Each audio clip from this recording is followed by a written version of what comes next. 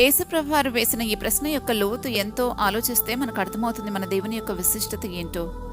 నిన్నటి ధ్యానంలో మనం చెప్పుకున్నాం కదా, ఒక మనిషిని స్వస్థపరచడానికైతే మన ప్రభు యొక్క ఒక్క మాట చాలు.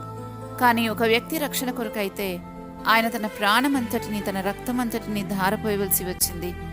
ఈ విషయం కొరకై ఆయన అవమానించబడ్డారు, కొరడాలతో కొట్టబడ్డారు, ముఖాన ఉమ్మివేయబడ్డారు, ముండ్ల కిరీటం పెట్టించుకున్నారు, దూషించబడ్డారు, మేకులతో సిలువకు కొట్టబడ్డారు.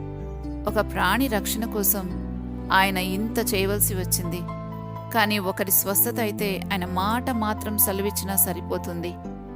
ఇదే అన్నాడు శతాధిపతి తన దాసుడిని గురించి స్వస్థపరచమని యేసుప్రభుని అడగటానికి వచ్చినప్పుడు. ఆయన అన్నాడు, ప్రభువా, నువ్వు మాట మాత్రం సెలవిస్తే చాలు అని. అందుకే అక్కడ యేసుప్రభు వారు అంటారు, ఇశ్రాయేల్లో ఎవరికైనా ఇంత విశ్వాసం ఉన్నట్లు చూడలేదు అని.